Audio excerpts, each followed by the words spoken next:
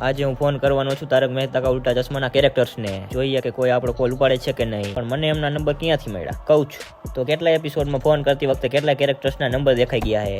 જેમ કે એપિસોડ 10માં જ્યારે બાપુજી ખોવાઈ જાય છે ત્યારે જેઠાલાલ એમને નવો મોબાઈલ લઈ દે, ત્યારે બાપુજી ભૂલથી કોમલને મેસેજ કરી દે, ત્યારે કોમલના મોબાઈલમાં બાપુજીનો નંબર દેખાય તો હું એ નંબરમાં ફોન લગાવી દઉં, પણ એ નંબરમાં તો ફોન લાગ્યા પહેલાં જ કપાઈ ગયો.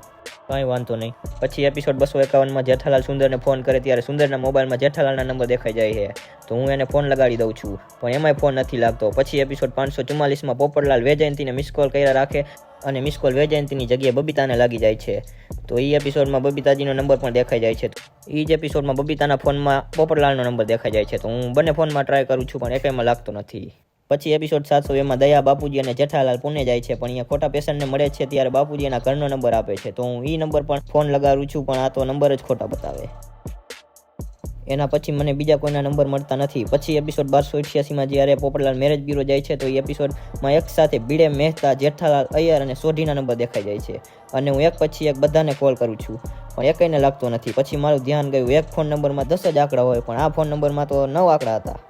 એને મગજ દોડાવ્યો કેમ કે આપણા જેવાયની અણી ન કાઢે. કાંઈ વાંધો નહીં, મળીએ નેક્સ્ટ વિડીયો.